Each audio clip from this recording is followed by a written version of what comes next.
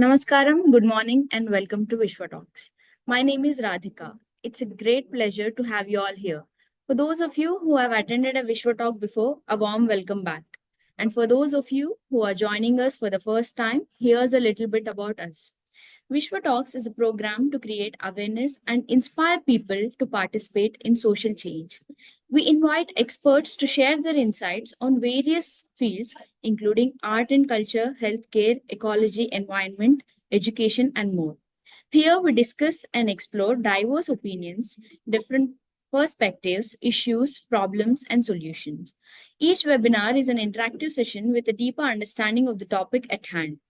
If you miss any part of the session and if you would like to go through the previous Vishwa Talks, please visit our Vishwa Talks YouTube channel.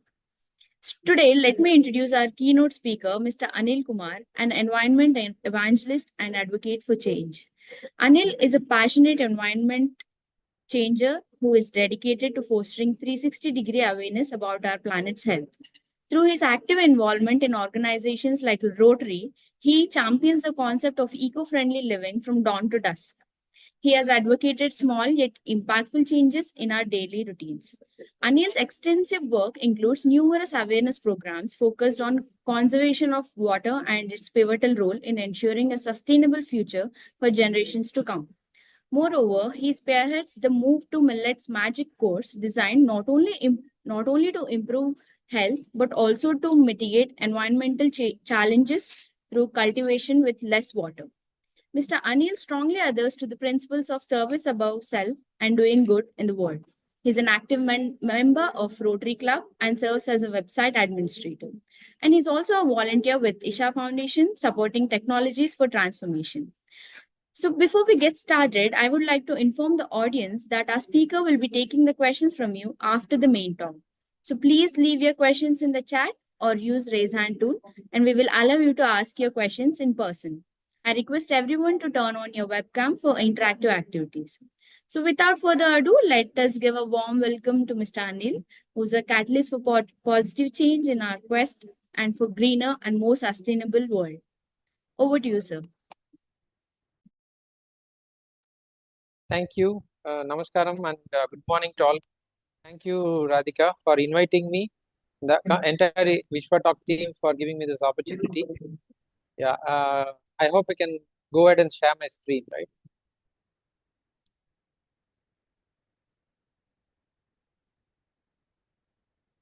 Yes, you can start. Okay, thank you. So thank you all for joining on a weekend, especially in the morning. I know it's very difficult, but I can understand your passion for this cause. So let me start my session with a very simple question. Where are all you coming from? Like, which city you live in? Just type in the chat so that I know which audience I'm talking to. I can customize my content based on the majority of the residents. Right? Please use the chat and mention you're from which city, which part of India or the world.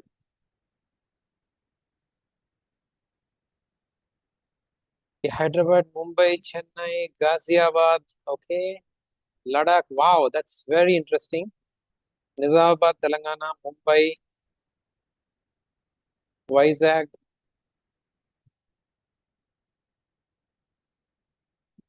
Dhanbad, Jharkhand. Okay. Where else? Anybody from Bangalore? Because the talk is going to be more focused about the urban water crisis, especially Bangalore is really hard hit. Yeah, Uttarakhand, Israel. Okay, we have international participants too. That's great. Okay, thank you. Thank you for your responses. Let me go back to the slide. So the topic of the day is water wise solutions for a thirsty planet. Yeah. In fact, I have done few talks on this topic. Initially, when I started, people used to say this is though the topic is water, they used to think it's a very dry subject, right? Because the moment I start talking about water, do you know what they say? Yeah, we all know how to save water. Water is precious. 70% of our body is water. 70% of planet is water, right? So we all know what's the big deal in that. Actually, that's the deal. Actually, the people don't take it so seriously. So that's where the problem of water has landed up. So I just want to start the session on a lighter note. Yeah, this is some memes which have been going on the social media. I'm sure a lot of you would have seen this, right? In Bangalore, a milk seller is delivering milk to his customer, and the customer asks, "Why is the milk so thick today?" The milkman says, "Sir, water shortage, sir, so I'm not able to mix water." And this is some one more cartoon going on for a very long time. In fact, past 1 month, I've been going around in WhatsApp and Twitter. See how the family is taking bath in a shower, and the water is also getting recycled into the plants and some glass. Yeah, that's very interesting, right? Bangalore today, Mumbai, Nashik, Pune is in line. So supply is limited, and one more very interesting one going on. The planet is getting dehydrated. So you have to put it on vitals, right? IV fluids. So jokes apart, this definitely is a very serious issue.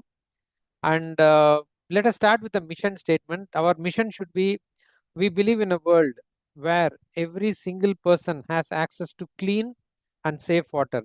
It's not just safe water; it should be clean also. So you can see all these visuals are all from the news articles which have come recently about the Bangalore water crisis, and other cities are also waiting to catch up. So we are marching towards day zero. I'm sure a lot of you know what is day zero. Day zero is the time when the water supply, the public water supply, will become zero, literally zero. You won't have any water flowing out of your taps. The municipal or the corporation water taps will go dry. The government will give up, the local municipality or the corporations or the city councils will give up, saying that I don't have any water to supply. You take care of your own water resources. Uh, I'm sure most of you would know that Cape Town in South Africa was on the verge of declaring day zero, but somehow they survived. Yeah. Uh, fortunately, they implemented a lot of wonderful measures to save water, and they just escape from it, but it's just an escape, right? It's not, I would say, a permanent solution. Maybe if we don't solve it in a permanent way, another 1 or 2 years it will catch up, right? So let us see what is day zero. So Cape Town starting as already near to day zero. Then we have other cities across the globe like Mexico, Sao Paulo, Istanbul. All those cities are heading towards. Even Beijing is not spared. Mexico, Bangalore, we already are facing the music. Sao Paulo, Jakarta. This is just some few samples of what is happening at global level. So this is not a local problem. This is a global problem, and it needs a solution at a global level. We'll look at what we can do from consumer perspective. I'm sure most of you in this audience are like me, I work for an IT company, but do a lot of such advocacy for environmental reasons. So I'm assuming most of you are like me, not belonging to any governmental, not a public representative where you have the power to change things, an MP or MLA or a government servant, an IAS or IPS officer who has the power to take actions, right? I'm assuming that, right? So what does clean water do to us? It enables a lot of things, starting from health, access to food, local economic growth, education. In fact, the world's civilization, if you see the Harappan civilization, Indus Valley civilization, the civilizations in Egypt, everything started around a river, right? Because water is the lifeline of, after air, water comes the highest priority. So all civilizations started with water. They flourished with water. Let us not allow it to perish with water. That's the main purpose of this talk. Let's look at some global scenario, some statistics about how the global water scenario is poised. 25% of the people across the world do not have access to safe drinking water. Either they are compromising, or they're taking contaminated water, or they are spending a lot to drink water. That's the ground reality. Nearly 800 plus children die every day due to waterborne diseases. This is due to non-availability of clean drinking water. 25% of the healthcare facilities have no water, and 50% of the world will be stressed by 2025. We are in 24. Just we have another one more year to go. Just we are absolutely very close to the calamity. That's the global situation. And let us see what's happening in India. India, the freshwater situation is really bad. 18% of the global population lives in India. We all know that. But only 4% of the world's freshwater resources available in India. There is a huge gap of nearly 14% shortfall. Every average individual needs 5,000 cubic meters to survive. But an Indian average Indian gets 15, 40 about in the urban cities. Okay, forget the rural areas. It's still worse, especially the dry lands, right? It may be around 500 or 400 cubic meters is what is available for them. And the last fact, which is very important, 90% of the water, fresh water, is taken away by agriculture for cultivation. So I want all of you to note down this point. We will revisit this point maybe towards the end of this presentation. You may be wondering, I'm not a farmer. I don't have anything to do with agriculture. Why should I care? Okay, somebody is using it. The farmers are using it. Fine, they are producing crop for my food. Why should I bother about it? Yeah, we'll come to that. That's an important point. That's the reason I want all of you to make note of this last point, and we will see what we can do on that, right? So, globe is facing major water crisis. I don't need to emphasize about this. We all are aware of this. We know the gravity of the situation. So this is Bengaluru for you. 2022, how many of you remember? If anybody remembers, please give me a why in the chat. What happened in 2022 in Bangalore? In fact, if you are following the social media or the news channels, you would be definitely knowing. Okay, I think not many know about what happened in 22. Okay, 22 Bangalore had massive floods. 2022. This is the photograph from the road. Companies were closed for more than 3-4 days because of the flood. But just 2024, not even 2 years, it's just 1.5 year down the line. People are on the roads fighting for water. That's the situation. Drought. So this is another funny thing which was circulating during that time. The lakes are saying, as the lakes are speaking, you occupied my place. Now I have come back to your place. It's a hard fact, but that's the reality. Bangalore, which was the city of the lakes, is no more city of the lakes. It's a city of concrete jungle. Most of you would have visited Bangalore, be knowing. So here, a premium car is floating in the water, but on the right side, you see tubes are floating in the water for sucking water for their basic daily needs, right?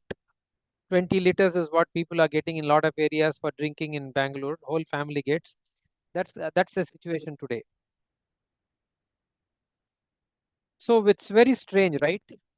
On one side, flood, on one side, drought in the same place. It's very extreme sort of a situations. So what is the solution? Let's look at some of the solutions, what we can do at our level to mitigate this or solve this, or at least postpone the problem. If we cannot solve in some areas, we can at least postpone it by 20, 30, 50 or 100 years so that our next generation also does something to keep postponing it, right? Because already the damage is done. So why this problem is happening? If I ask you, I'm sure all of you would come with some great reasons, right? I don't need to elaborate on this. We all know this. Government problem, we'll say government problem. Concrete jungle, every city is becoming a concrete jungle. Lakes are getting encroached, destroyed. Shortfall in rains are failing. So what can I do, right? Global warming, the temperatures are going up. Population explosion, Yeah, cities are growing by 30-40%. So where do we get water for so many people? Yes, all these are real problems, no doubt about that. But please understand, we should stop the blame game. See, unfortunately, the water crisis in Bangalore, more than a subject of discussion, has become a comedy piece. If you have followed the Instagram and Twitter, even in fact, even it applies to the Cape Town water crisis, right? There were so many humorous things being discussed on that rather than constructive solution. I'm not saying humor is bad; it's very important. Unless we have humor, new ideas will not come. But making it completely, into a joke, it doesn't help, right? And people were just running around finding fault with others. They're saying real estate is the problem, government is not solving the problem. So it became much more of a political fight, real estate fight. But my suggestion is, let's stop the blame game, because whatever is happening, they will happen at different levels. We have limited influence. I am not saying we don't have influence. We have limited influence. Wherever we have influence, let us influence. But wherever we have control, let's control it. That's going to be my appeal for all of you, right? So, in my perspective, there may be hundreds of solutions which all of you would be able to suggest. But in my perspective, which I would like to put forward to you, I see 6 areas where we all can work at our level, right? The first is we can do advocacy and awareness. That's what we are doing now, right? WishwaTalks is organized this wonderful seminar, and we are reaching to a few participants about this, creating awareness. You can also take this message across with your own views and ideas and spread this message. Rotary is also doing a wonderful job, and I am part of doing a lot of such awareness programs through Rotary. So that is one thing we can very easily do. It doesn't cost you money, just a little bit of time and some effort. Rainwater harvesting, something which has been talked about in Tamil Nadu. Government made it compulsory some time ago. People implemented half-heartedly in independent houses and flats. But okay, it's doing well, but there is no consistency, there is no commitment. So it's a wonderful way of saving the rainwater and recharging the groundwater, but it's not happening. We have to continue with that, and a lot of NGOs and agencies doing amazing work in rainwater harvesting. Recycling of water, stop polluting of water so that we can recycle and use them. Consuming eco-friendly grains, technology solutions. So these are all the things which I thought I will focus in this talk, considering the limited amount of time. I think I have another 15 or 20 minutes. So let's dive into the solution and see what we can do from our perspective. Yeah. Okay. I want to ask all of you, do you want to be a part of the problem, or you want to be a part of the solution? If you want to be part of the problem, type B. But if you want to be part of the solution, please type S in the chat. Let me see how many of you are really active and listening to me. Either type P or S. Yeah. Okay, that's wonderful. That's wonderful. Thank you. Thank you for your responses. I see all of you are agreeing with me. We need to be part of the solution and not part of the problem. So let's not get into the blame game, which the social media and others are doing.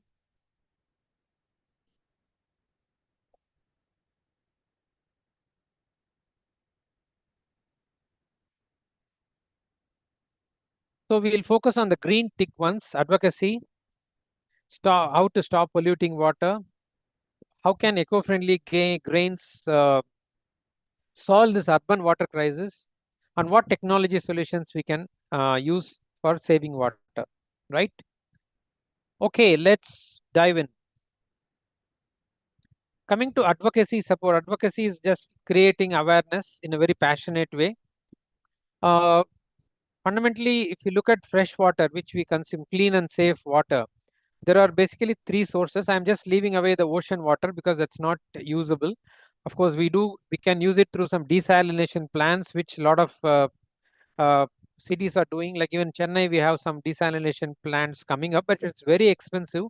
It's not, I wouldn't say it's a last resort option. I wouldn't say it's a sustainable option, because it consumes a lot of money, lot of resources. So that's like, we are desperate, we go for desalination. Otherwise, that's not the best option. So I'm leaving out ocean water as of now. So the three main sources of water which we have is, first is rainwater. As we know, it's all elementary school science, river water and groundwater. There are a lot of organizations which are working on all these three levels, right? Or rainwater, river water, and re replenishing the groundwater. We cannot support those organizations. Like, for example, to start with, Rotary is doing amazing work, especially with rainwater, river water, and groundwater in their environmental initiatives. WishwaTalks, we all know this talk itself is a great testimony of their good work about water conservation and how we can rejuvenate water. And I'm also associated with an organization called Isha Foundation, who will be doing amazing work with respect to water, especially in the Karnataka belt, and the results have started appearing. Just for people who are not aware of what work has been done, awareness campaign was done for Rally for Rivers and Kaveri Calling across the country and across South India. And now the focus is on the Kaveri River, which starts somewhere near Mysuru and runs up to the Tanjavur belt and joins the Bay of Bengal. So, lot of trees, agro-based forestry, a farming-based agro-based forestry is being developed across the Kaveri belt. But the benefit of doing that is, if you have trees on the river belts, when it rains, the water doesn't rush into the river and flows to the Bay of Bengal or the sea. The trees retain the water, they release it very slowly, and throughout the year, the water supply is there. The benefit is, even in summer, the rivers will be flowing, number one. Number two, because the flow is very slow, the groundwaters around the area will get replenished. And the farmers also get income because they are using commercial crops across the river beds. A lot of policy changes are being brought into that, and also a campaign is going on to save the soil, because soil is the place which holds the water. If the soil is dead, water cannot be held in that. Okay, it's all, all these are interconnected. Okay, the environment is so tightly coupled, so we can't see things in isolation. This is something we have to remember. Unfortunately, I've seen a lot of initiatives happening in isolation, right? If you don't just say address water, if you don't address the trees, plantation, or the river flow, or the groundwater, or the soil, and it will not become a complete solution. So soil should hold water. So soil should have microbes. Soil should be replenished. Soil should get back its life. Okay. So, and the rivers should be regenerated. So it's sort of an integrated mission. So I'm not doing anything in that. I'm just doing advocacy, right? In fact, I invite all of you to also join. You can join any of your choice, whichever you like, whichever you are passionate about. Please join. Please spread the word, at least in your family circles, in your office circles. Spread the word, and uh, try to replicate whatever the great work these organizations are doing. This is something minimum we can do. There's a photograph on the screen. I don't know how many of you know this person. I know it's too small, but can I have some responses on the chat if you all can recognize this great gentleman? He has been in social media recently.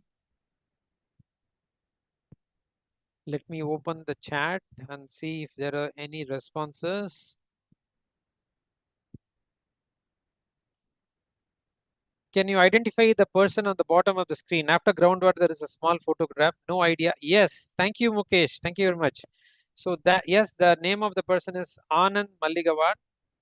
He is now called the Lake Man of India. He is in the mission of rejuvenating the lakes of Bangalore. You can go to YouTube and search for Lake Man of India, Anand Malli. What is doing amazing work. There are other organizations also doing, like I know one organization called Bhumi, who are doing restoration of lakes in Bangalore since very long time.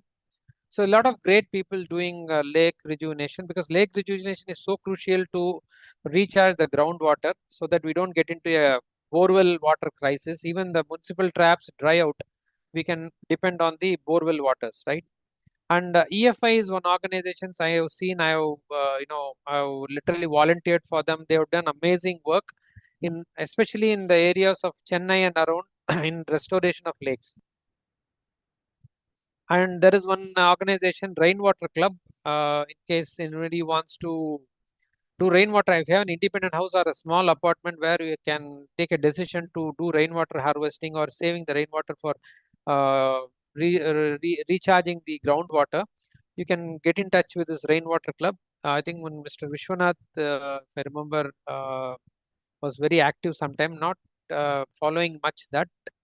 So that's another option. All these things you can voluntarily support or follow and get ideas and spread the word. This is something which we can all do very easily. And next comes my most favorite topic, stop water pollution. See, what's happening is due to whatever we do in our day to day, we call dawn to dusk, right? From morning to evening, whatever we do, it's all chemical based. We have our lives have become a chemical based lives. What is happening? Everything is running out in the water. The water around us is polluted.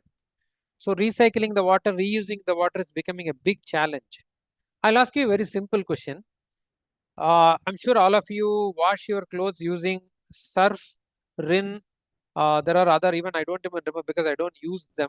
Uh, what are the other brands of washing powders, cloth, dish, detergent washing powders? Can somebody help me in the chat?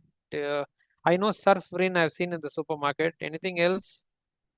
There is one thing starts with Ariel. Yeah, Ariel. Yeah, perfect. Thank you. So, Nirma, all these are all chemical based washing, and we every day wash our clothes, every day take bath, right?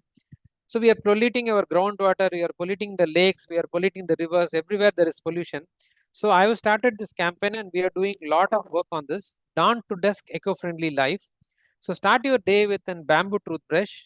Use instead of flat sheet toothbrush, don't use a toothpaste. I use powder made out of dry ash. We call it as the panchagavya. Go made out of cow based actually.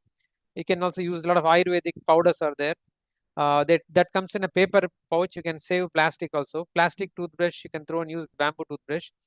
For taking bath, we use Medimix, Lux, Rexona, also premium brands. I'm not against any of these brands, but they all use SLS and paraben. Even our shampoos are having chemicals. So I will ask you a simple question. How many of you can reuse the water which comes out of your washing machine? It's fully loaded with dirt, of course, and chemicals, right? The chemicals in Ariel or Surf, whatever it is. Can you reuse them? Can you put them to your plants? Your plants will die in 3 days, right? You can't reuse them for any purpose. Then moving on, dishwash. We use, I think, Vim, right? I think Vim. There is one more. I don't even remember because we haven't used it for several years. I only see them in the supermarket. Floor cleaner. We see Harpic. Yeah, I don't want to get into brands. We use a lot of floor cleaners, toilet cleaners. All are chemical based. Laundry bars, soaps, then synthetic dress, single-use plastic bags. All this, if you can avoid them, and now there are hundreds of options available on Amazon. If you go to Amazon and say eco-friendly cloth wash, eco-friendly dishwash, you'll get hundreds of options. They declare what is there in that. You can buy them. The wonderful thing about that, friends, is after using them, the water will have dirt, no doubt about that, because the dirt comes out, but it doesn't have chemicals. It can be you reuse for various other purposes. It doesn't pollute your groundwater. It doesn't pollute your drain. It's absolutely clean. You can just remove the dirt. You can use it for reloading your groundwater, like rainwater harvesting. You can even recycle your water which is coming out of your house after cleaning washing machine or your kitchen sink or bathroom, because you're not using chemicals. Just put some layers of filtrants to remove the dirt, and then they get recharge your groundwater. So as good as that. Every day we use close to 1,000 to 2,000 liters of water for a small family. Just imagine, instead of they going into your city's sewerage, they going into your own flat or house underground. You recharging the water and use it when the crisis comes in summer. That's wonderful, right? For that, the first step is you should stop using chemicals, because you can't charge the ground with chemical water, because that's what is going to come back to you if you recharge your water. Yeah. Hope all of you like this idea, and can just type yes in the chat. Yeah, if you like this idea of moving to eco-friendly, down to risk eco-friendly products, right? So we'll move on to the next idea. Technology solutions. Yeah, the technology is everywhere. AI is taking over our lives, right? So a lot of technologies are being invented to see how we can save water. This is something I have already implemented. Some add-ons are available in Amazon itself. You can order them in Amazon. I had to put it to your pipe, your kitchen pipe or any pipe. The water pressure will be created. Limited quantity will come in high pressure, so that if you put your hand below the tap, in 1 second it will be fully wet and you can wash your hands. Instead of running the tap, the volume of water is very high. So instead, this stops the flow and pressurizes. This saves 40 to 50% water. It can be in shower, it can be in a faucet, it can be in a kitchen sink. Everywhere you can add this add-on. If you are building a new house, you can build a completely water-wise, water smart solution. There are a lot of solutions which have come. But in case you are already not building a house, you are want to make some changes, you can put some add-ons. And a lot of new solutions have come for water leak detection. It leak water detection because leakage is considered to be 30% taking away all the water, our main source of water. So 30% saving will be there if you can detect the leakages. There are a lot of machines which have come for water detection leakage. In fact, they connect to your mobile and you can track wherever you are in office or you're traveling. Also, you can see what's going on in your pipeline. This is also a very smart solution, dishwash, because washing vessels takes a lot of water. I haven't used this. I've seen people using that. So I'm just giving you ideas, but something which I haven't used. I just want to put a disclaimer. Robo vacuum cleaner. Most of you would have bought it or seen it. I've seen it working amazingly well in my friend's place. I plan to take it, but it's a bit expensive. It uses just 1 or 2 liters of water against 1 bucket of water, which we use to mop the floor. It will saves a lot of water, but it's a bit expensive. This is something I found very interesting in the latest trains, LHB coach trains like Vande Bharat or Shatabdi or the latest Rajdhani trains. This particular toilet flush is fitted. I'm sure a lot of you have seen when you're traveling in the trains. And this solution is coming for our household also. Slightly expensive. So in case you are building a new house or changing your toilet flush, you can think for this electro-pneumatic pressurized flushing system. It uses some electricity, uses only 1.5 liter of water per flush. The current flush, the traditional one, uses 15 to 20 liters. I'm sure all of you know. This uses 1.5 liters. So even assuming a family uses the flush for 20 times in a day, 20 into 15 liters, 300 liters of water is saved because of this. Just imagine the impact one family can have and the whole city can have if we can shift to this. This is slowly emerging, but it takes some time. But I just thought I'll put this idea in your head in case anybody is going for a change. You can consider this type of pressurized flushing system.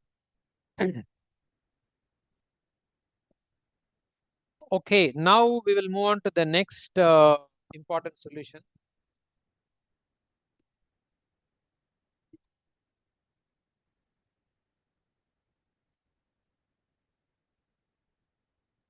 I hope the lecture is not too boring. Hope you're finding it interesting. Uh, one guarantee I can give you, even if you didn't find it interesting so far, the next 10 minutes is going to be very interesting. I want all of you to pay absolute attention because this is something mind-boggling. In fact, I'm going to tell you with a lot of statistics, data, and facts. So, and this is something we can do easily. The ones earlier also we can do, but this is something very, very easy to do. So let's dive in. See, if I say your daily diet holds the key to the global water crisis, how many of you will believe? Just type B in the chat if you believe whatever I said is correct. Or you can say do not believe also in the chat. Okay, that's wonderful. So I have a lot of people who are supporting me. That's great. Thank you. Thank you so much. So let's see how our daily diet Because diet is, people keep asking me, diet is food, right? It's solid food. How can eating something solve a water problem? Water problem is different. Yeah, for those who are curious, let's dive in. So this is a common sight in Indian villages, right? So left side is a paddy field. Paddy is a submersible crop. It needs water throughout the life cycle. I would say 90%. Of course, before the harvest, it doesn't need water, no doubt. But most of the times it needs water. It needs to be in water. Okay. There are modern techniques coming up without water, but by and large, 90% of the paddy grown in the country is submersible crop. It needs loads and loads of water. And the second biggest water guzzler is sugarcane. Okay. See, we are focusing on Bangalore as an example for the urban water crisis. Bangalore gets its water from KRS, right? Sagar Dam in Mysore. So they're saying Sagar Dam is dry now. So what is happening to the water? Do you know how much water KRS Dam is located on Kaveri of India, for who are not aware of it. Kaveri is one of the most prominent rivers of South India. I would call it as the lifeline, where the civilization of Tamil culture thrived few thousand years back. The Cholas, kingdoms, all those kingdoms were thriving in the Tanjavur and Kaveri belt. So the civilizations were built on Kaveri, and it's so sacred for the land actually. So KRS Dam, Sagar Dam is in Mysore, built on Kaveri River. One of a massive project built by Vishwesvaraya. It's an amazing feature engineering feat. I hope you could visit it, in fact, if you haven't. It releases 6,034 cusecs of water annually for crops. For what crops? Rice, sugar. Okay. And Mysore, Mandya, I don't know if you have traveled to those belts. Mandya is full of sugarcane and paddy only, nothing else, because they have so much of canal water. So they have, the farmers happily grow and they are doing well. Very good. In fact, we need farmers to grow food, right? That's how we survive. No problem with that, right? You know, 1 cubic water, what it is? 28 liters. That is every second KRS dam releases 168,000 liters. That is 168,000 liters per second is what the dam releases.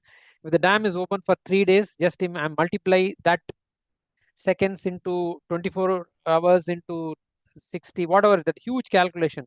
Even the screen will not be sufficient. So much water is going for agriculture, right? Just have this fact in mind. We'll come back to this again. Experts' opinion, right? This is not national, but this is something international. The United Nations has said that if we can reduce the water consumption in agriculture by just 10%, we're not asking to stop because food production will stop. 10% reduction. Then what will happen? The drinking water will get double for the 1.4 billion people in India. Double. Whatever we are getting now, we'll get double. Okay, 24 hours water supply will become a dream. What we have to do? 10% agriculture consumption. Yeah. So a lot of you may be thinking, I'm not related to agriculture. Why? How do I care? Why should I bother about? Why are you giving me this boring talk? Reduce agriculture by 10% when I'm not even concerned. Yeah, I hear you. I hear the mind voice of a lot of you saying that. Yes. But friends, I want to tell you one quote. Okay, the world has enough for everybody's need, but not for everyone's greed. That's Gandhi had said this. The problem, what is happening is, people may take me wrong, people may be trolling me, but we have become greedy about our food, greedy about having rice, greedy about having sugar cane, 3 times a day coffee, tea loaded with sugar.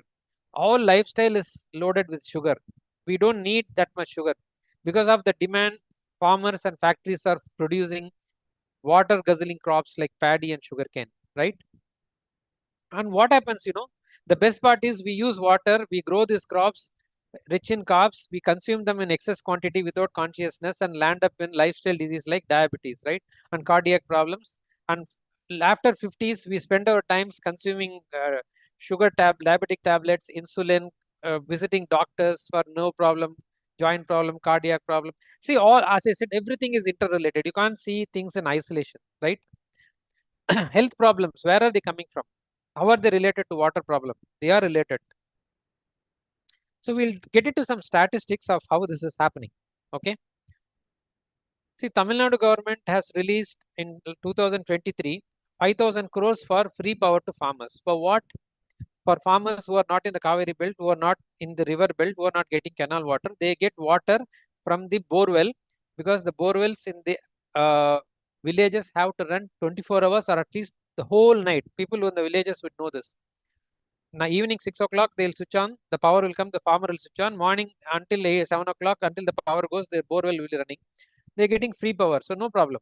Farmers need support. I'm not denying that. But free power to feed your paddy at our tax money cost. Just imagine that, right?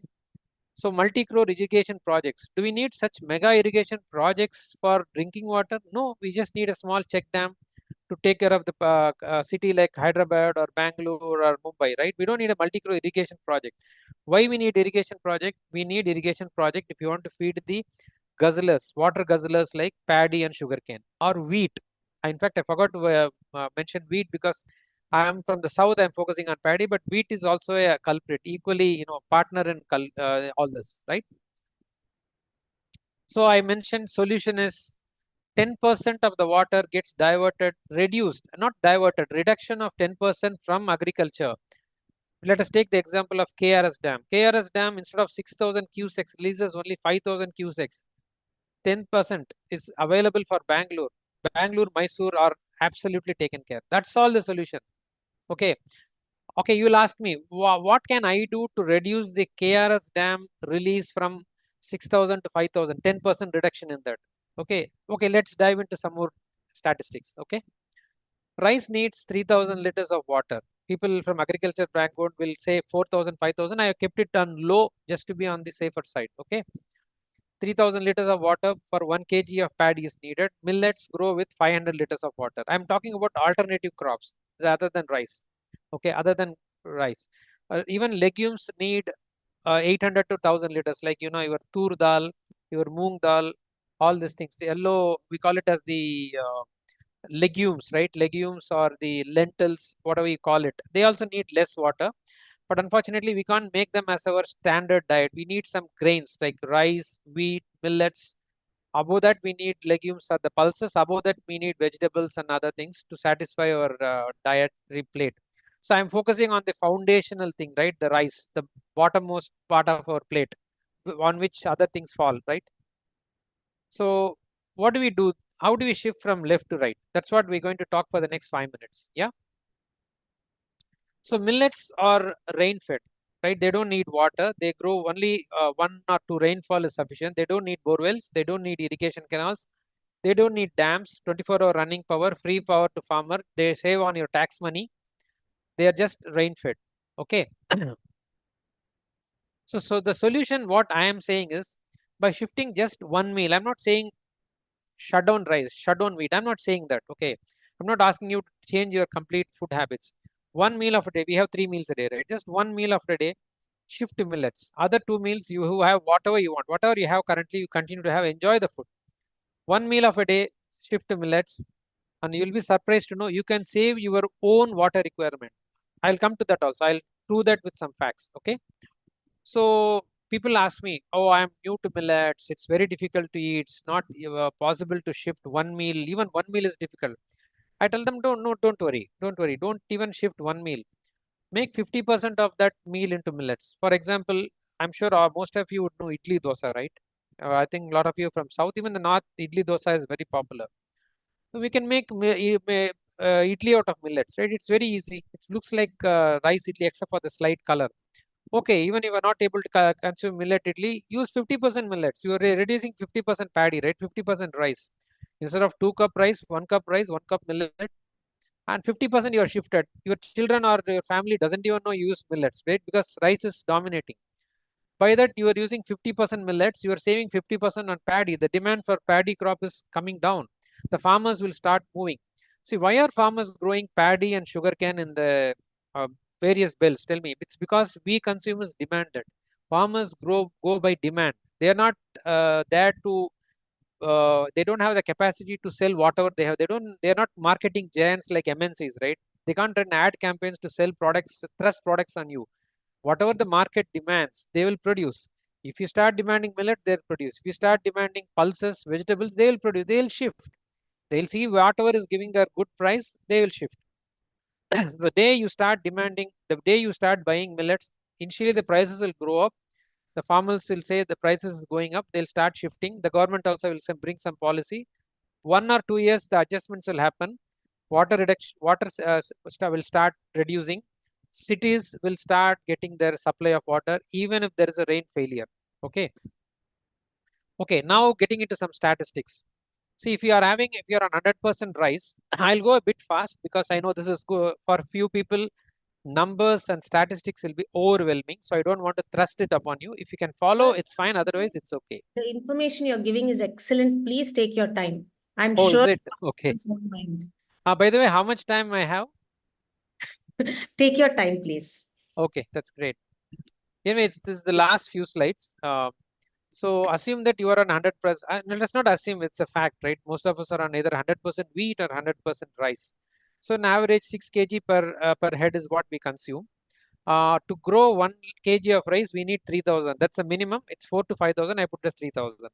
So water used for every month, each individual is using, that is your footprint, water foot. In addition to carbon footprint, there is something called water footprint, which is becoming popular, but we have a long way to go on that. If that comes, that is amazing. Each one will be tracking our own water footprint. So your water footprint by consuming just rice alone, leave alone legumes, vegetables, 18,000 liters. As good as 2 tankers of water you are consuming because of 6 kg of rice. Assume somebody like me who consumes 100% millets, but I mix rice and millets. I'm not 100% millet. There are a few people who have 100% millets. 5 kg, because millets you don't need like rice, they are really filling high fiber, right? So you just need 5 kgs in a month. So how much water they need? 500 liters to grow. So 3,000 liters, 18,000 versus 3,000. So I don't want anyone to go to two extremes, right? Either 18,000, 3,000, both are extremes. So let's look at the third option, one in the bottom. 1 meal a day millet, or even in your normal meal, 50% millets, 50% rice. Like, you have a ragi porridge or a bajra porridge. People in North would love bajra porridge. Ragi porridge, bajra porridge, jawar porridge. In fact, I want to tell you, there are 7 varieties. Rice, you have only one, right? We always say white, white, white. Though we have forgotten the red rice, brown rice, all those colors of rice, we have forgotten totally. That's a different topic altogether. But millets, market availability is 7 millets: ragi, jowar, bajra, finger, bajra, and sorghum. Finger millet, pearl millet, and sorghum in English, and ragi, jowar, bajra in regional language. And we have the minor millets like foxtail, little, banyard, kodo. These are all minor millets which are similar to rice. There are 7 varieties you can have 7 days. 7 days of the day, each day you can try with new millets mixed with rice. You can have 1 glass of ragi porridge, very good, rich in calcium, high in fiber, and then have your normal rice plate, right? 50% of your diet is millet, right? When you're making idli or dosa, 2 cups of rice, stop that, have 1 cup rice, 1 cup ragi or jowar or bajra or foxtail, add it. Nobody will know that you added millets. So you're reducing the rice consumption by 50%. So what will happen if you do that? I'm not saying 50%, I'm only considering 10%. So you're consuming 4 kg rice and 1 kg millet, 5 kg total. So your water usage will be 12,500 only. Your water footprint, I would say. So what is the reduction? You are saving 5,500 liters per head per month. You are saving by just making a very small change, a very healthy change. Okay. So let us go further into the statistics and see what all we can look into. So save your own water requirement by making a small shift in your diet. Let us assume 10% of Bangalore does this. Okay, they decide 10% of Bangalore. Bangalore population is more than a crore. I will assume crore for calculation purpose. Just 10%. I would say the IT crowd itself is more than 10 to 12 lakhs in Bangalore, who are active on social media. They somehow listen to our talk, or get motivated, inspired by all this. They plan to introduce little millet in their everyday diet, and they start consuming, and they save 5,500 liters per day. Per month, sorry, and 550 crore liters will be saved by all of them, which is 55 lakh. That is 55 lakh is, I think, 5.5 million cubic meters of water saved per month, which is exactly the requirement of Bangalore monthly drinking water supply. This is mind-boggling, right? 10% of Bangalore just shifts one meal of a day or 50% of their diet with little millets. And within 1 or 2 years, things will settle down. The KRS water will start flowing to them 24/7, whatever they need, right? This is based on the calculation. A person need 150 liters of water per day. I'm sorry, I think there's a typo. It's per day. With the 30 days, 4,500 per month. By shifting one meal, you can save 5,500 liters, which is your own requirement you are able to save, right? And you are able to, 10% can feed the whole city. This is amazing, right? So this is what I meant. I hope whatever I'm saying makes sense, right? By changing a simple diet, everyday diet, we can bring a huge transformation to the water crisis, generate our own water, free up our dams, free up our farmers, and most important, I want to tell you something about the side effects of this change, side effects of millets, positive side effects, high fiber, good in nutrition, better health. You'll be high on energy. I'm telling you. I'm sure a lot of you would be already having millets, and you can vouch for me in this participant group. If you already having millets, please type M in the chat. Let me see how many of you are already experiencing the greatness of millets. Please type M if you already had millets or if you seen the benefits of millets. Wonderful, wonderful. I see a lot of you. Great, thank you. So high fiber, all round nutrition, it prevents lifestyle diseases, it's proven, right? I have a lot of in my own family, in my own friend circle, made people to move out of diabetes, prevent and postpone diabetes, save soil from monocropping. The farmer is only cultivating paddy, followed by paddy, kharif paddy, rabi paddy, water, okay, water logging. Monocropping, the soil is getting ruined. We are not saving, the soil does not fit to be having nutri-contents beyond 2045. I'm sure all of you would be knowing that, right? In fact, United Nations has declared beyond 2045, the soil will be unfit for cultivation because of rampant use of agrochemicals, fertilizers, pesticides, monocropping. There are multiple issues, okay, beyond the topic of this seminar. But still, water has a key role to play in that, and monocropping, our dietary practices have a key role to play in that. So it will save soil, it will give better income for farmers, because farmers are struggling for MSP, minimum support price for paddy, and they are fighting with government for MSP. That the day they move, but in vegetables we don't have MSP, right? I'm sure all of you are aware. Vegetables we don't have MSP because they are commercial crops.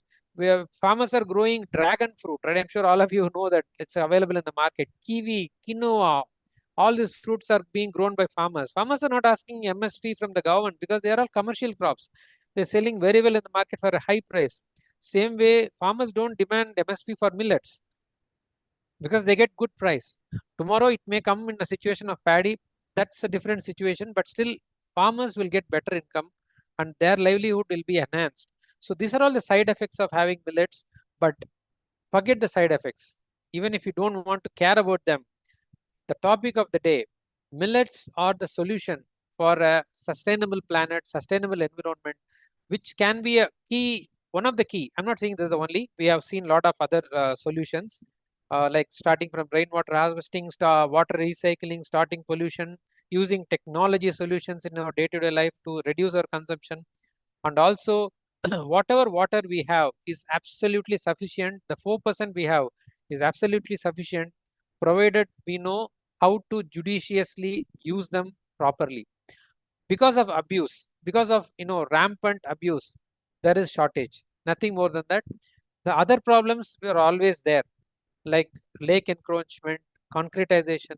Yeah, these are all policy level things which we don't have much to say. We keep working through advocacy, through NGOs, through organizations. If we can bring social change, we keep talking to our political representatives. If they can bring a policy change so that some area is left for every building for water catchment, all those things we can do. But there, the only thing we can do, unless we are a government official, is advocacy. But here, technology solutions, stopping pollution, recycling, shifting our diet, all these things are on even our hands, right? We can do them on a day-to-day basis. So even if you have forgot whatever I said so far, I gave a lot of solutions, right? List of solutions. Even if you didn't follow any of them, you just went for a good sleep because I was talking in a monotonous way or my presentation was boring. You just woke up, right? What is this guy saying about water? Let us listen last 5 minutes. Don't worry, even if you didn't listen to me, it's okay. I would say 2 words are sufficient to save us from the water crisis. Becoming conscious. What we eat, how we use water. If you are conscious, whatever you take a morsel of rice and put it in your mouth, be conscious. Who's producing? How is it made? How is it cultivated? How much water is needed? You're running the tap for your teeth, brushing your teeth, right? Most of us do that, right? We open the tap, keep it running, and then brush our teeth and wash our brush and paste, right? You're doing that, be conscious how much you're using. You are using your shower, you're singing your favorite song in the shower, you forget everything, you're thinking about your office, the shower goes on for 5-10 minutes, you don't know how much water, 200-300 liters water would have gone, right? You're using your flush multiple times to ensure cleanliness, keep on pressing the flush, 20 liters 20 liters keeps on going out. So all these things cannot be solved with solutions. They can be solved only with consciousness, right? The moment you are conscious every moment that water is a scarce resource, we have to use it judiciously. And unless every moment you have to be conscious, whatever you're doing, it applies to everything. It applies to your health. It applies to your well-being. It applies to your water. So consciousness, conscious planet is the only way you can solve water crisis, even despite applying whatever I said so far. Conscious is the thing, something like an operating system for your mind. Like with a computer doesn't work without OS. A mobile doesn't work without an OS. Your body should become conscious so that your mind shouldn't work without consciousness. That's my appeal to request to all of you. Okay. And I would like to close my talk with this very powerful. I like this message so much. It's very, very powerful. In fact, I've seen people doing this day in, day out. The greatest threat to our planet is the belief that someone else will save it. Even when I went to Bangalore, I was talking to my friends. What are you doing for the water crisis? I said, what I can do? I will save water. Instead of 2 buckets, I will use 1 bucket to bath. But it's a government problem. This real estate problem. They built a lake. I purchased in the lake only, but what can you do? That gave it for 40 lakhs instead of 70 lakhs. This is how people, my friends were talking, right? My colleagues were talking. So I was just wondering, I only remember this quote. The greatest threat to our planet is the belief that someone else, some environmentalist, some WishwaTalks, some Rotary, somebody will save it. We will live happily. Unfortunately, it will never happen. They will do their work, no doubt. They are doing their great work. The social organizations, governments are doing their work. But we should do what we can do. Then only whatever needs to happen would happen. So that brings us to the end of the talk. Hope we all enjoyed it. Thank you all. Thank you all for your patience, and we can open up for the questions. Thank you so much, sir. It was a very insightful session. And thanks for sharing all the various solutions for saving water.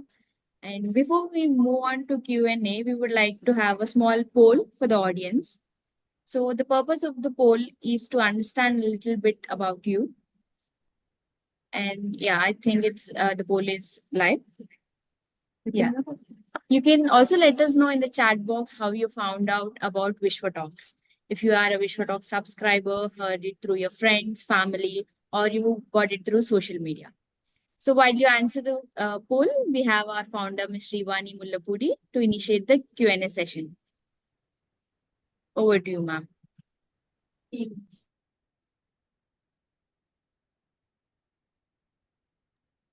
Namaste.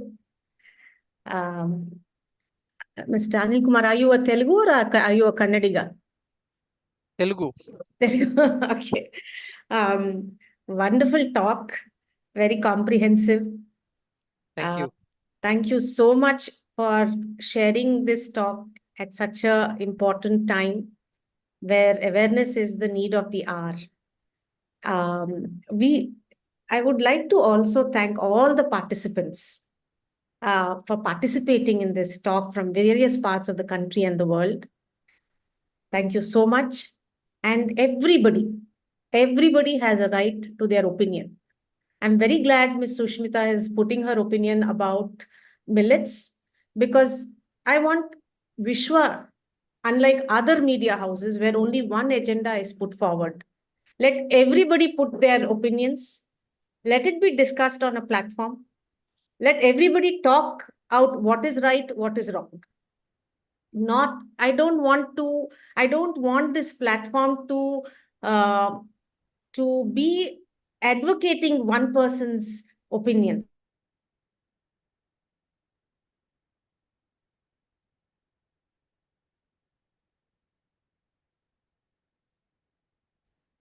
So please refrain from stopping anybody else from putting up their opinions. Yeah. So, yeah, I would also like to thank WishwaTalk team. Amazing job, Radhika, Navina, Ranjit, Akhilesh, and all the people behind. I know there are another 5-10 people. I can't mention all their names. Thank you so much. Wonderful talk. Now, coming to questions. I mean, there is so much you have covered, Anil Kumar Garu, that I don't know where answer session will end, because there are a lot of questions, lot of things to talk about. First, we will give Satnarayan Swami Gurram Garu an opportunity to ask his question. Please unmute yourself and ask. నమస్తే అండి, నా పేరు సత్యనారాయణ. నేను ఆంధ్రప్రదేశ్ నుంచి మాట్లాడుతున్నాను. వీడియోలోకి రాగలుగుతారండి? ఏం madam? వీడియోలోకి రాగలుగుతారా? వీడియోనా? Okay. Myself Satyanarayana. I am from Andhra Pradesh, Ongole. This is my place is once known for cattle, but like animal slaughtering and many other new style of lifestyles made us now a city of water scarcity. We know that water scarcity is going to hit a hard. As you rightly said, one has to adopt the lifestyle, food habits, or whatever it is. I would like to take this initiative to my place also. So let's work together. It is my request actually. No, so this seminar is just a tip of the iceberg, I think. So going further, we have to work together to achieve results. It is my sincere opinion, sir. So let's have a plan further to how we can be in touch together by means of any WhatsApp group or anything, so that we can share information. Because we otherwise No. అంటే నా question ఏంటంటే madam, అంటే ఇది ఇక్కడతో ఆపేస్తారా లేకపోతే further గా ఏమన్నా దీనికి ఇనిషియేటివ్ ని తీసుకెళ్తారా అనేది నా question. So WishwaTalks is a platform where not about WishwaTalks, madam. I am talking about water management. So we're talking about water management only, and yeah. WishwaTalks is only a platform where we create awareness. Yes, ma'am. I'm asking to the speaker actually. We also have a fundraising platform where if any of the social change makers want to do any work in this area, they can raise funds on this platform and implement it, whether it is an NGO. Yes. Okay. I was a software engineer. NGO. Yeah. Clear, Andy? Your question is answered.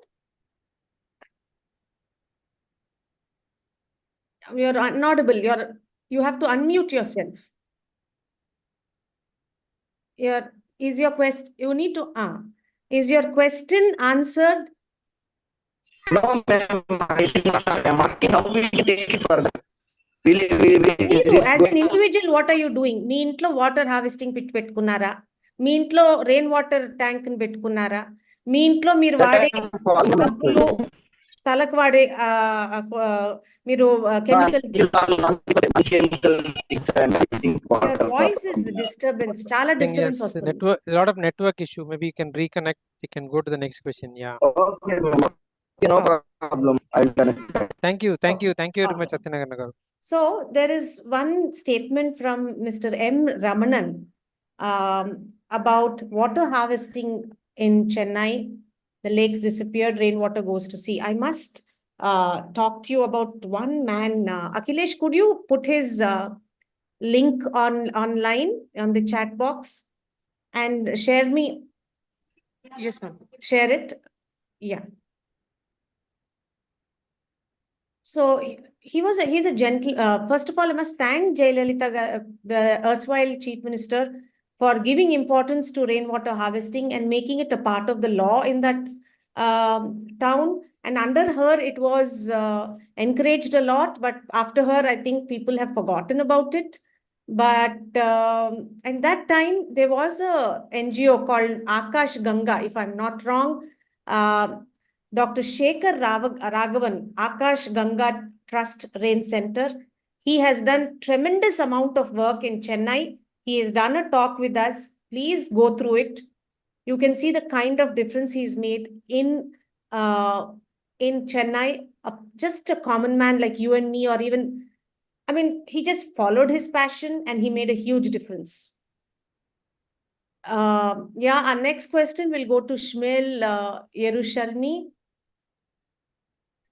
Yeah, thank you very much. Okay. Firstly, very interesting presentation. This very actual and important subject of water and water security. And I want to ask you next question. What, according to you, need to be a role of governments and state authorities in effective resolution of problems of water? What need to be a role of governments and authorities in resolution problems of water scarcity? Thank you. If I understood the question correctly, maybe you can correct me if I'm wrong. You're saying what is the role of the government in solving the water crisis, right? Yeah, in fact, government has a very yeah, Of course. yeah, government of course has a very crucial role to play, no doubt about it, because they are all deciding our lives and running our day-to-day affairs, starting from the local councils which are supplying us the water, cleaning the water, all the policy making, right? So government, in fact, has the most important role to play. But the reason why I didn't focus much is our control is limited on that. The only control we have is, we can do advocacy, we can go and request them, we can request the political representatives, make some appeals.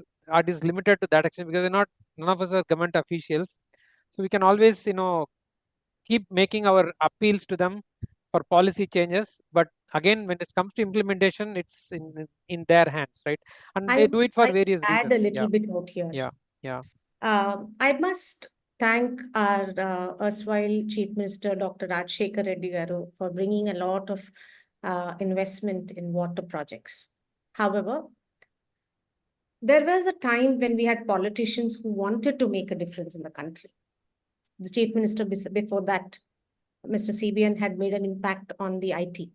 Similarly, Rajshekar Reddy Garu made an impact on the water situation in Andhra Pradesh, erstwhile Andhra Pradesh. However, what went right and what went wrong, in my opinion, I'd like to share. When a project is declared, for example, in pre-independence, Godavari and Krishna had a lot of water which is going to the sea. Arthur Cotton said, this water is going to the sea. There is only single crop happening in the year. If we put a small barrage, the Dhauleshwaram barrage, this water can be accumulated and sent in canals to the farms. And this has made, when he had put it in the British Parliament, got permission from in the British Parliament to build it. And they asked, how much are you investing? How much returns are you going to get? And you won't believe that the investment made in that canal, they received it within a year. And the entire belt of Krishna Godavari had become so wealthy that the impact of that man's decision runs till today. where education became very important in that locality. Medical facilities became very important in that locality. Today, if most of the engineers and doctors, if you see in the 50s and the 60s, came out from that place. And today, the software engineer in the South is because of certain little decisions taken probably 100, 200 years ago. The medical facilities in the South are very good because of these decisions taken a few years ago. Now, great that the Chief Minister decided to invest in water projects. But the mistakes that have been done are, they don't calculate if this project, if you spend and you develop it, are we going to get returns on the amount spent on that project? No longer is it a chief engineer's decision, but a political decision to start a project because somebody has a village there, somebody has a constituency there. Because of which, today we are pumping water, spending 5,000 crores on electricity and pumping water in Telangana and sending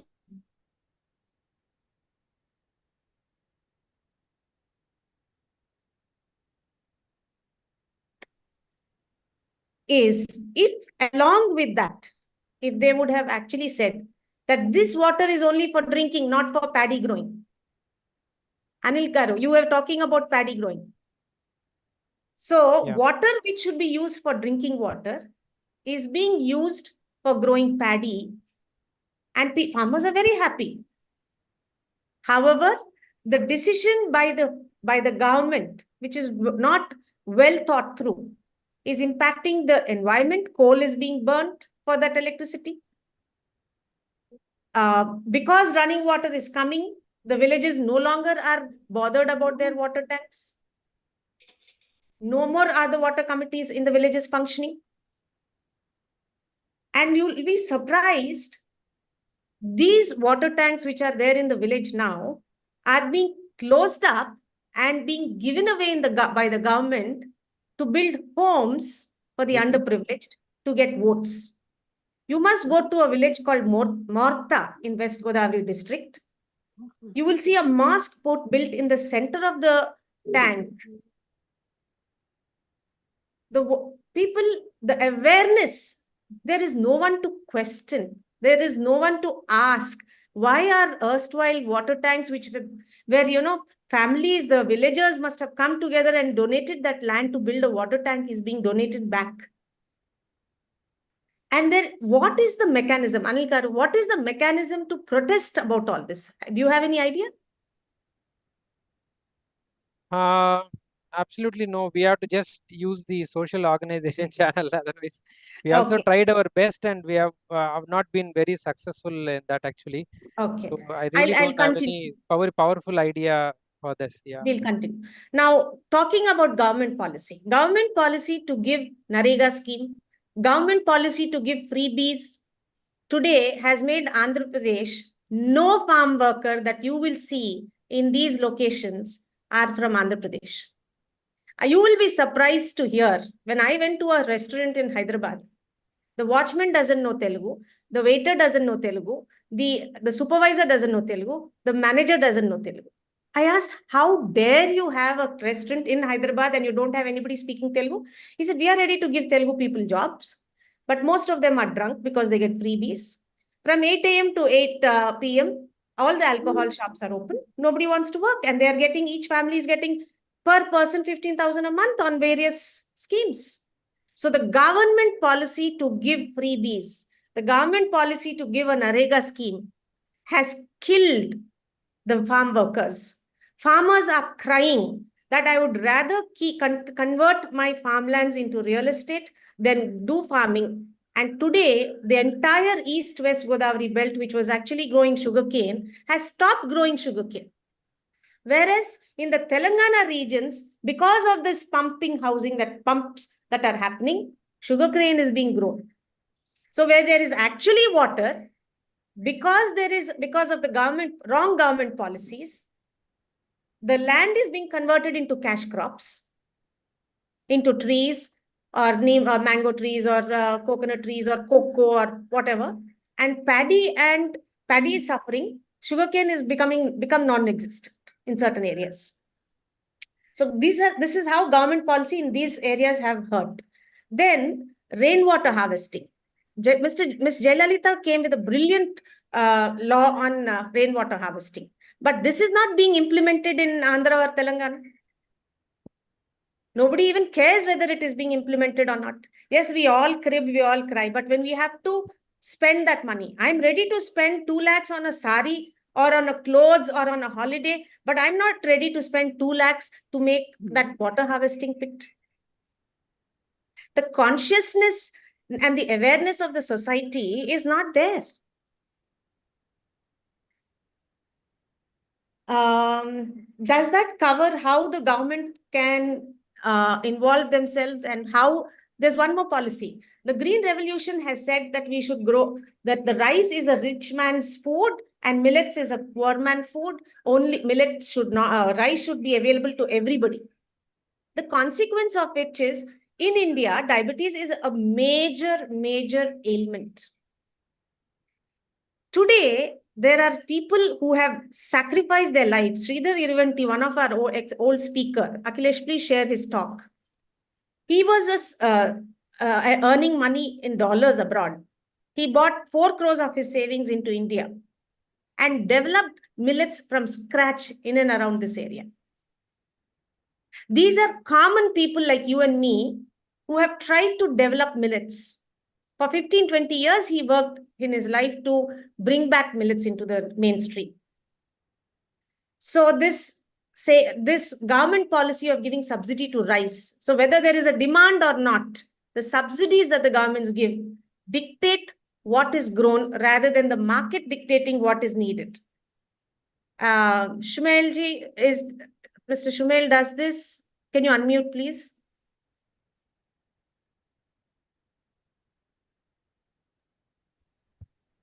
Does this answer the different laws that the government has come in and how it is impacting?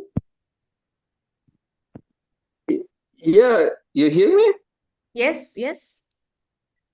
Yeah, thank you very much. I very enjoyed to hear this elaborated answer. Thank you very much.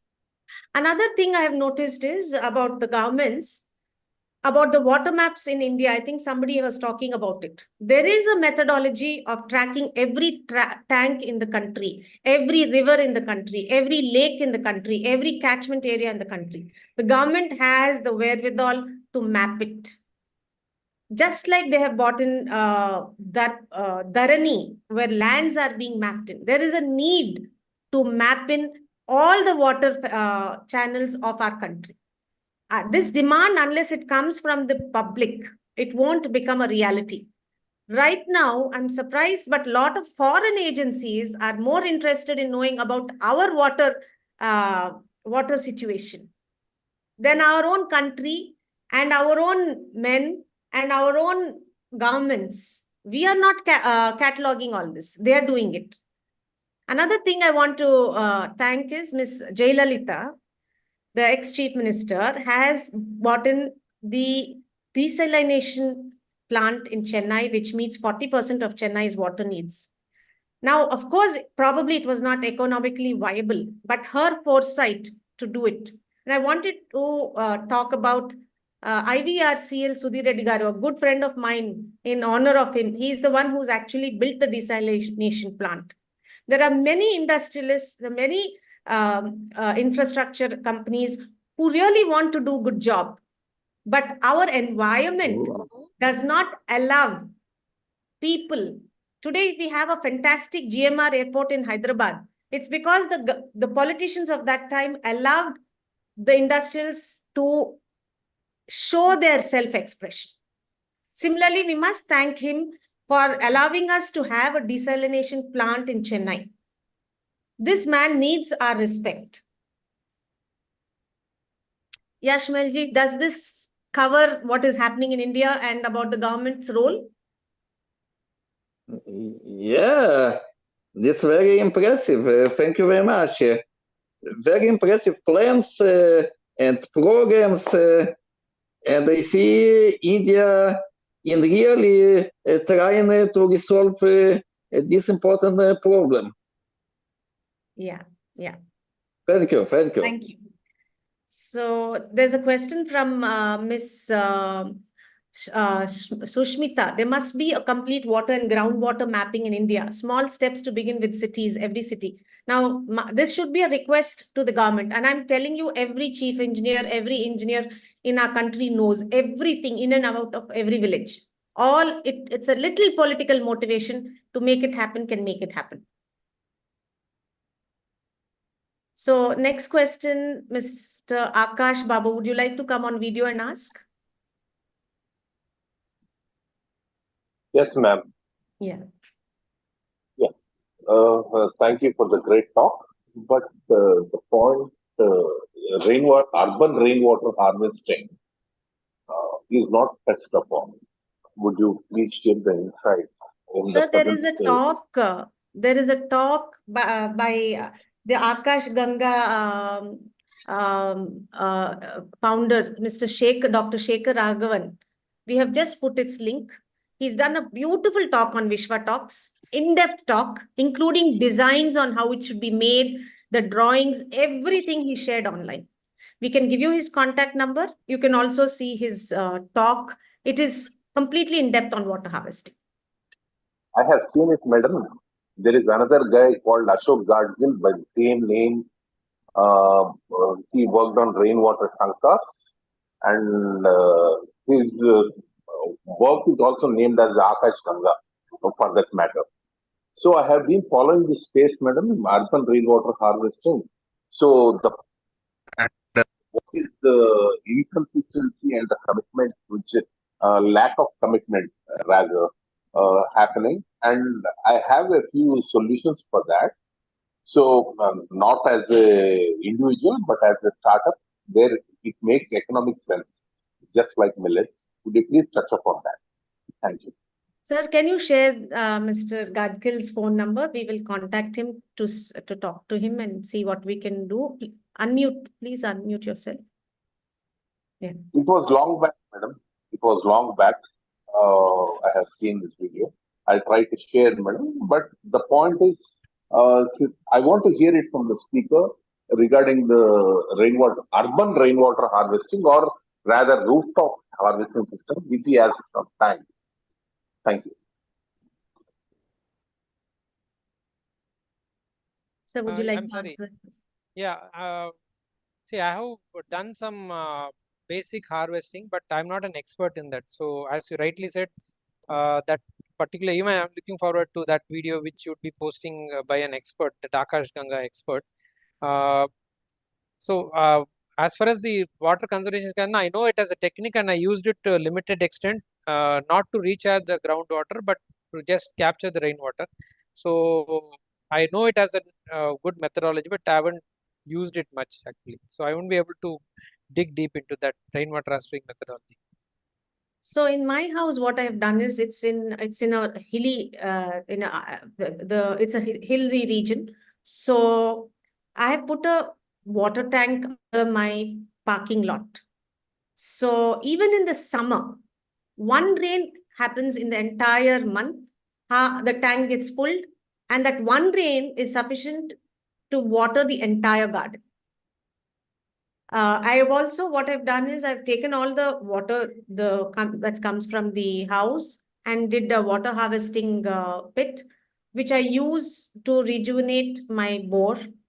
My sister's house is beside mine. She has her bore has dried up, and she's buying water tanks almost every other day, whereas I have never bought a single water tank in all my life. Yeah. Please unmute yourself. Is that okay? Do you want to hear anything else? Okay.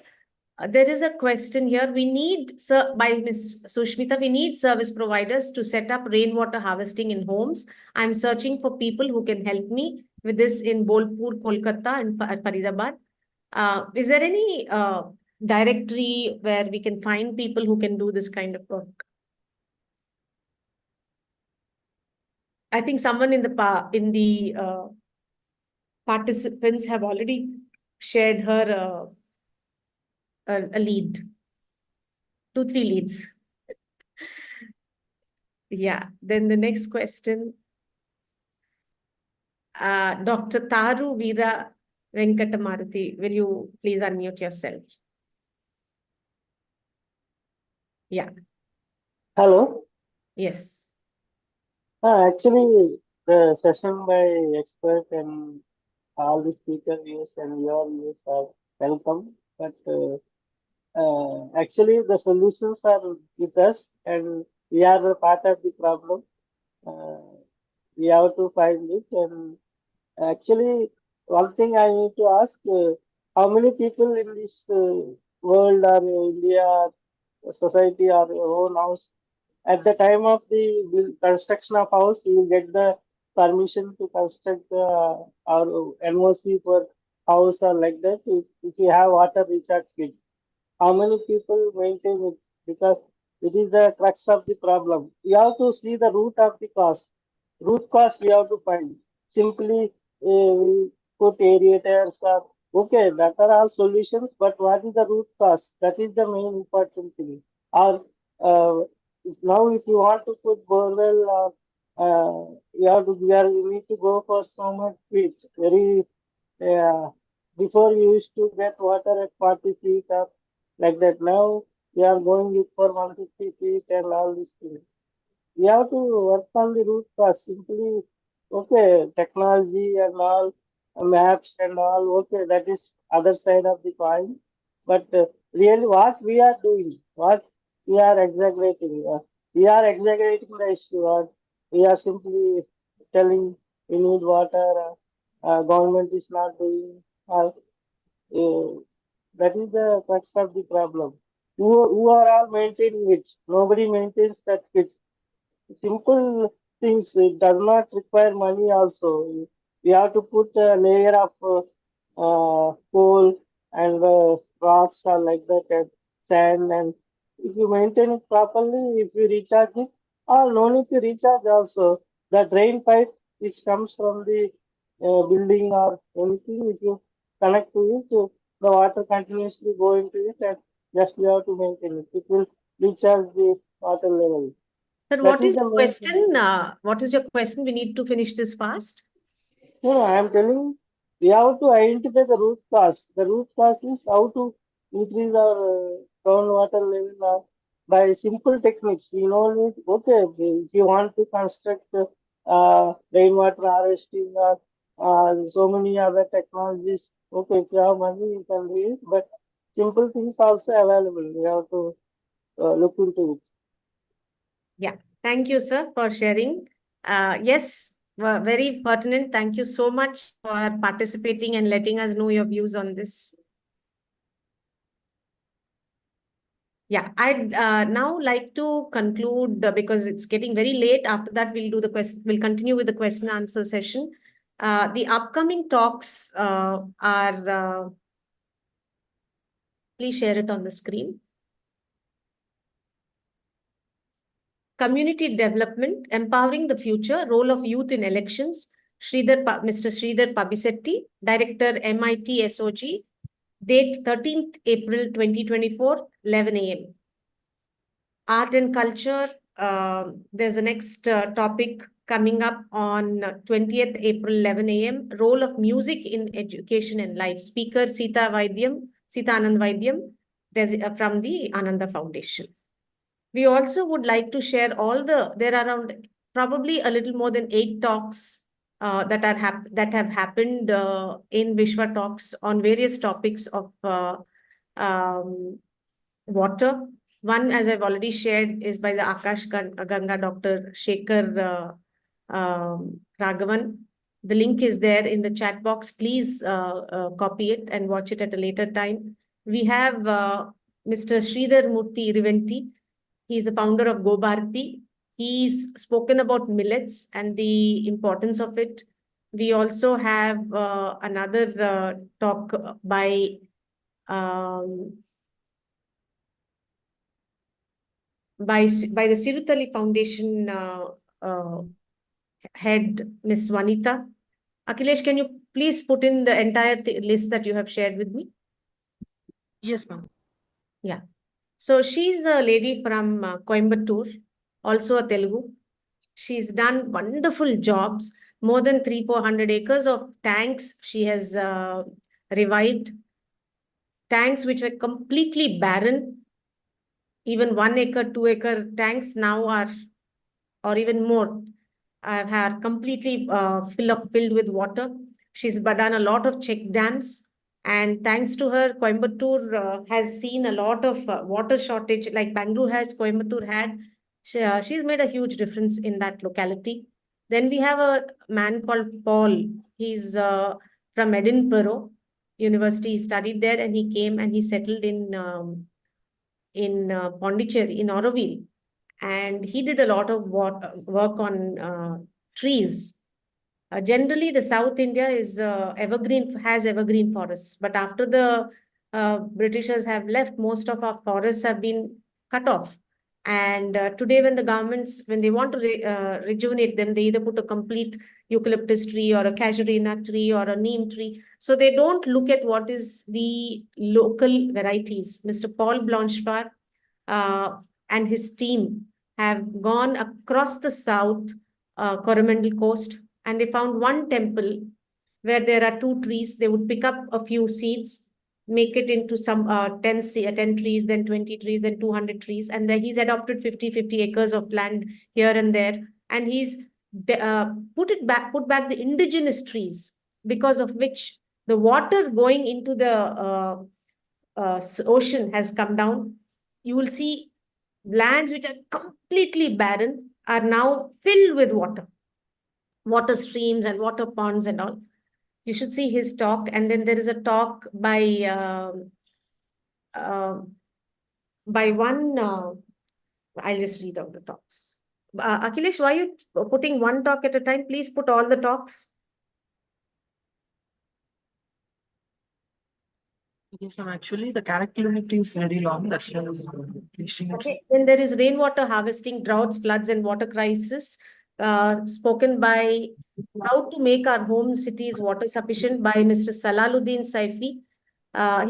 He and his foundation have done some wonderful works, are doing some wonderful work in the water area. There is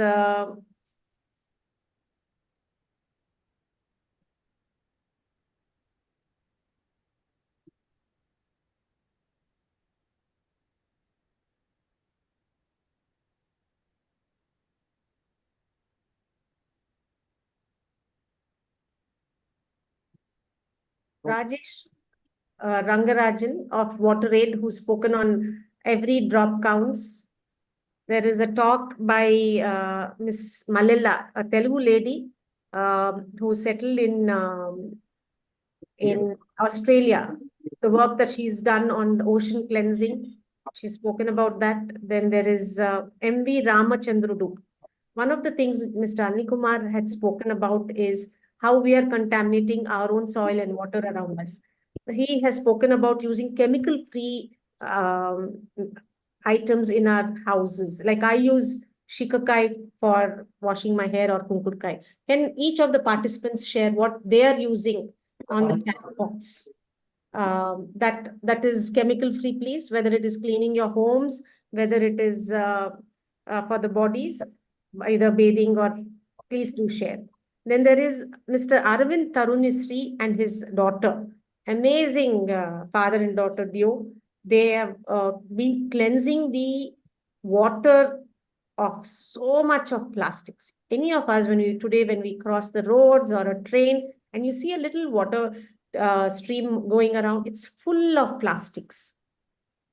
This man and his daughter have done fantastic work. In fact, they have right now, a couple of days ago, they've swam from Tamil Nadu to Sri Lanka and cleaned up the ocean with some tons of plastics.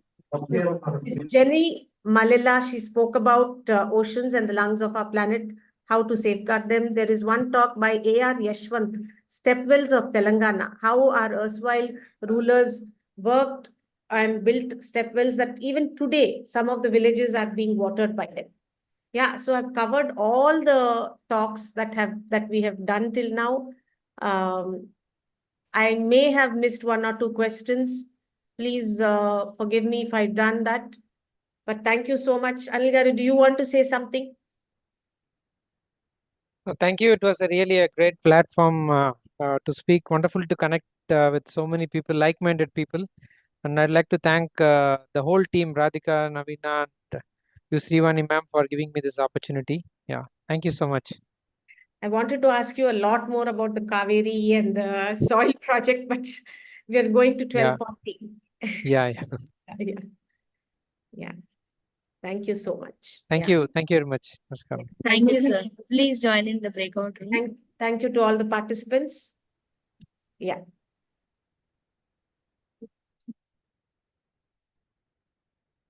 Lastly, please take a moment to subscribe to WishwaTalks to get alerts on every new and exciting talk, events, and access to Vishwa community.